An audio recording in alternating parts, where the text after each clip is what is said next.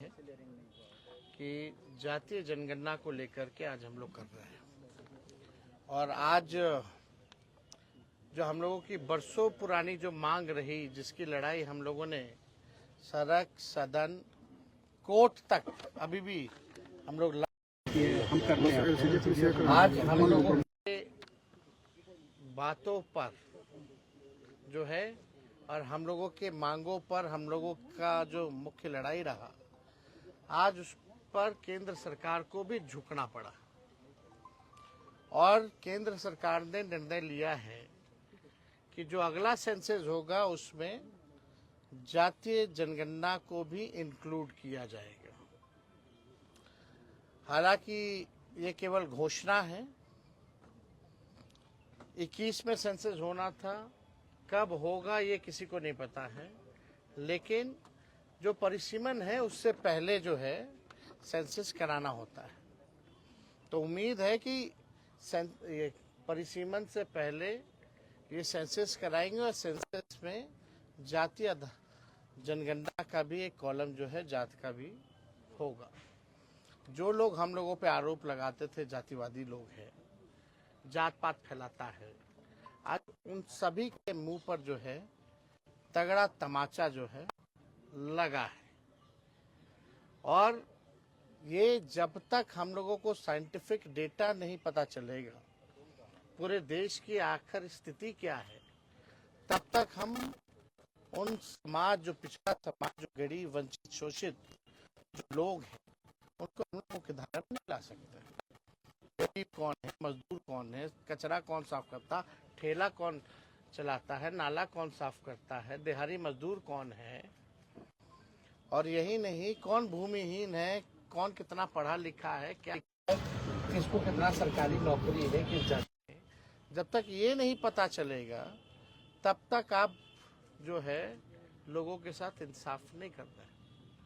तो एक डेटा आ जाएगा, डेटा के आधार पर आपको जो है इस पे बजट में प्रावधान करना पड़ेगा कि उनको मुख्य धारा में कैसे लाए, बजट उसी हिसाब से बढ़ाना पड़ेगा। अब भाजपा के लोग को, अब बिहार का चुनाव है, स्वाभाविक है, तो आएंगे कूद कूद करके कि हमने कराया, मोदी जी ने कराया। अरे मोदी जी ने तो कई बार नकारा, लड़ाई तो असली लालू जी ने, हमारे पुरखों ने, समाजवादी ने लड़ने का काम किया है। और भाजपा के लोगों को, एनडीए के लोगों को हम आज थोड़ा क्रोनोलॉजी जो है और इतिहास जो है वो बताना चाहते हैं, इसलिए आप सब लोगों को यहाँ बुलाया गया। 1996 में देवगौड़ा जी के कैबिनेट में ये निर्णय हुआ था कि 2001 का जो सेंसस होगा उसमें जातीय जनगणना जो है कराया जाए। और लालू जी उस समय जनता दल के राष्ट्रीय अध्यक्ष रहे और ये हम लोगों के दल के, हम लोगों के नेता की 96 से ही लगातार जो है मांग थी। कोई माने ना माने, इंडियन एक्सप्रेस का ये कटिंग भी है हमारे पास। जब देवगौड़ा ने ये फैसला लिया था, इसमें लिखा है the proposal for a caste based census, a move recently opposed by the Home Ministry, had been on top of the agenda of the 1996 United Front government. तो ये तो तब से ही हम लोगों की थी। और 2001 में कौन प्रधानमंत्री थे, किसकी सरकार थी? तो हम लोगों, बीजेपी की सरकार थी, अटल जी प्रधानमंत्री थे। तो जो हम लोगों का जो कैबिनेट जो डिसीजन था जनता दल का, आपका यूनाइटेड फ्रंट गवर्नमेंट 1996 का, उसको भाजपा की सरकार ने नहीं माना। फिर आप आइए देखिएगा, 26 जुलाई 2015 को लालू जी ने राजभवन मार्च भी किया था। और लगातार 2016 से हम लोग 17 लगातार जो है जाति आधारित गणना की जो है मांग हम लोगों ने की। ये उस समय लालू जी का भी 2015 का, ये भी पढ़ते, मोदी यूएन जाकर मेरे खिलाफ पिटीशन दे लेकिन मैं गरीबों की लड़ाई लड़ते लड़ते आरक्षण बढ़वाकर जातीय जनगणना के आंकड़े प्रकाशित करवाकर ही दम लूंगा। ये 29 सितंबर 2015 का उनका। और इससे पहले भी आप लोग सब लोग जानते हैं कि यूपीए की सरकार ने 2011 में जो है, हम लोगों ने 2010 में लगातार मांग की थी, जिसमें मुलायम सिंह जी भी थे, शरद जी भी थे। तो उस समय जो है ये हुआ था।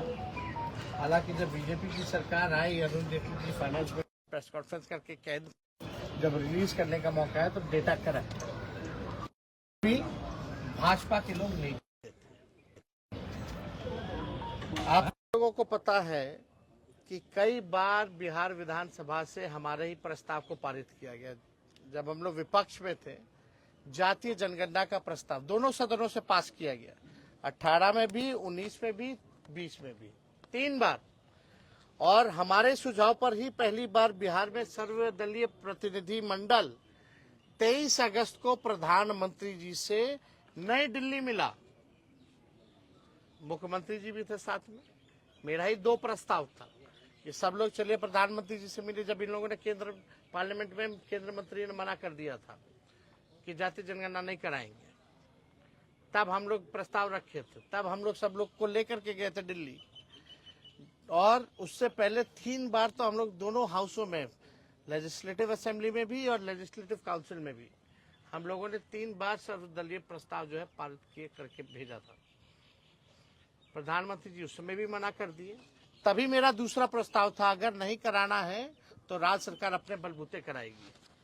तो आप देखिएगा 10 मई 2020 को हमने एनडीए की बिहार में सरकार को 72 घंटे का अल्टीमेटम दिया था। उस समय आप लोगों को याद होगा, 72 घंटे का जो है हमने अल्टीमेटम दिया था कि भाई जब केंद्र सरकार ने मना कर दिया तो राज्य सरकार क्यों देरी कर रही है। तो 24 घंटे के अंदर ही हमको जो है बुला लिया गया और हम सीएम से भी उस समय मिले थे। ये बिजनेस स्टैंडर्ड का जो है आर्टिकल है। और 11 मई 2022 का Tejashwi Yadav meets Bihar CM, Nitish says caste base census assured. इसके बाद हम लोगों ने जो है 11 मई को मुख्यमंत्री से मुलाकात की, क्योंकि 24 घंटे में ही हमको बुला लिया गया जब हम 48 घंटे का अल्टीमेटम दिए थे। तो और 1 जून 2022 को जो है सर्वदलीय बैठक बिहार में पहली बार हुई। तो सारा प्रयास, चाहे राज्य सरकार ने जाति आधारित गणना कराई हो, क्योंकि राज्य सरकार कॉन्स्टिट्यूशन में राज्य सरकार सेंसस नहीं करा सकती, इसलिए हम लोगों ने सर्वे कराया था। Only central government can do census, इसलिए हम लोगों ने सर्वे कराया था ताकि कोई रुकावट ना हो, कोई दिक्कत ना हो। और आप सबको पता है 2 अक्टूबर जब हम लोग उप मुख्यमंत्री थे, महागठबंधन की सरकार 17 महीने की थी, तो 2 अक्टूबर 2023 यानी गांधी जयंती पर हम लोगों ने जातीय जनगणना का जो सर्वे का जो आंकड़े थे, जो रिपोर्ट था, वो प्रकाशित किया था। हम लोगों की सरकार में हुआ पहले ही बार। हमारे सांसदों ने लगातार जो है केंद्र सरकार से, पार्लियामेंट में भी कई बार जो है अलग अलग मौकों पर जातीय जनगणना के बारे में पूछा। पहले प्रधानमंत्री जी बोलते थे सामाजिक विद्वेष फैलाना चाहते हैं ये लोग। अब प्रधानमंत्री जी बताएं कौन विद्वेष फैलाना चाहता है, कौन नहीं फैलाना चाहता है। करना वही पड़ा जो हम लोग कराना चाहते थे। ये हम लोगों की ताकत है कि ये काम जो है इन लोगों को करना पड़ा है। अब विश्लेषण इसका होता रहेगा कि भाई बिहार चुनाव को देखते हुए किया जा रहा है या कुछ भी किया जा रहा हो। पहली बार कर्पूरी ठाकुर जी को भारत रत्न का से नवाजा जाए, इसकी मांग भी बिहार विधानमंडल की बैठक में प्रधानमंत्री आए थे तो उनके साथ हम ही ने पहली बार रखा था और उनको देना पड़ा था। लेकिन जब हम लोगों ने आरक्षण बढ़ाया, केवल रिपोर्ट आ जाए आप उस पर काम ना करें, तो कैसे चलेगा? तो बिहार सरकार अब तक क्या कर रही है? इस रिपोर्ट पर पहली बार जब सर्वे हुआ बिहार में, उसके बाद पहला बजट की सरकार में अभी कुछ दिन पहले, क्या उस सर्वे का कुछ भी डेटा के हिसाब से बजट में प्रावधान किया गया या बजट बना? नंबर 1 सवाल नीतीश जी बताएं, क्यों नहीं उपयोग किया गया? जो शेड्यूल 9 में जो हमारा आरक्षण जो 65% हम लोगों ने बढ़ाया था 17 महीने की सरकार ने, महागठबंधन ने, उस आरक्षण को शेड्यूल 9 में भाजपा के लोगों ने क्यों नहीं रखा? अभी भी हमारे मांग है कि एक दिन विधानसभा चालू कर दीजिए, पार्लियामेंट एक दिन का ऑन कर दीजिए, 65% या 75% करके लाइए। आज हम लोग सब लोग मिलकर पास करते हैं और यहाँ से हम लोग भेजते थे केंद्र में, और केंद्र सरकार जो है उसको शेड्यूल 9 में उसी दिन डाल दे। क्या ये करेगी? क्या मोदी जी करेंगे? क्या ये नीतीश कुमार जी करेंगे? करना तो पड़ेगा ही, एक ना एक तो इनको करना पड़ेगा। अब सोचिए, लालू जी की दूरदृष्टता को देखिए कि भाई 30 साल पहले 96 में जो फैसला लिया गया, आज मोदी जी को अमल करना पड़ रहा है। तो हम लोग चाहते हैं, और अगली हमारी लड़ाई होगी, एक तो हम लोग देख रहे कि कब करा दे, और करा रहे तो रिपोर्ट का ही लोग क्या कर रहे हैं। और हमारी अगली लड़ाई होगी कि जिस हिसाब से दलित आदिवासी भाइयों का पार्लियामेंट के चुनाव में या स्टेट के विधानसभा के चुनाव में सीटें आरक्षित हैं, उसी हिसाब से हमारी सबसे बड़ी लड़ाई होगी कि पिछड़ा समाज, अति पिछड़ा समाज के लिए भी पार्लियामेंट के चुनाव में, विधानसभा के चुनाव में सीटें आरक्षित हो। और ये करवा करके ही हम लोग दम जो है लेने का काम करेंगे, और किसी भी कीमत पे इससे हम लोग कॉम्प्रोमाइज नहीं करेंगे। जिसकी हिस्सेदारी है उस हिसाब से लोगों को, उनको मान सम्मान जो है, जगह जो है मिलनी चाहिए। तो मेरा सबसे बड़ा सवाल कि शेड्यूल 9 में क्यों भाजपा के लोगों ने अब तक लटका रखा है? नया प्रपोजल लाए, हम लोग पास करते हैं। दूसरा सवाल कि बिहार का जो सर्वे आया जाति जनगणना का, तो एनडीए की सरकार ने उसके अनुरूप बजट जो है क्यों नहीं बनाया? तीसरा हमारी लड़ाई होगी कि पिछड़ा अति पिछड़ों को भी पार्लियामेंट के चुनाव में और विधानसभा के चुनाव में भी सीटें आरक्षित। तो और कोई सवाल अगर आप लोगों का होगा आप लोग। सर 1990 से लालू जी इसकी लड़ाई लड़ रहे हैं, शरद यादव जी नहीं रहे, रामविलास जी की आवाज उठाई, पुरखों की जीत, ये हम लोगों के पुरखों की जीत है, ये समाजवादी नेताओं की जीत है, समाजवाद की जीत। सर सामने लोगों ने लगातार जो है, हमारे नेताओं ने समय समय पर इसकी लड़ाई, चाहे सड़क हो, सदन हो या कोर्ट कचहरी हो, और आज भी मजबूती के साथ हम लोग लड़ रहे हैं। और हमारे एजेंडे पर ही भाजपा के और एनडीए के लोगों को नाचना पड़ रहा है। ये तो जीत हुई है, लेकिन अभी देखते हैं कि खाली बिहार चुनाव के लिए सब गुस्सा तो फोड़ा है कि वाकई में ये करा रहे हैं तो रिपोर्ट का कचरे के ढेर में तो नहीं फेंक रहे हैं। तो हमारी नजर हर एक चीज पे।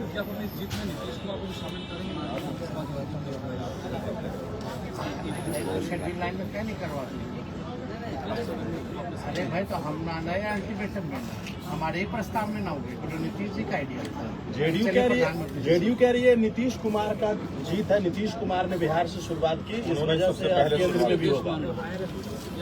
आपको तो हम आर्टिकल दिखाई दी, आपको ट्वीट दिखा दिए, इतिहास और क्रोनोलॉजी बता दिए। ये तो 96 में देवगौड़ा सरकार ने, जब लालू जी जनता दल के अध्यक्ष थे, तभी करवा दिया। लेकिन अटल जी की सरकार, ये लोग ट्वीट को खेल रहा है, तो ट्विटर में काम, ये लोग सड़क पे लड़ाई लड़ी, सदन में लड़ाई लड़ी, उसका कोई योगदान नहीं है क्या? खाली ट्विटर पे हो गया क्या? आप लोगों को इसलिए हम जो इतिहास जो है वो सुंदर बताने के लिए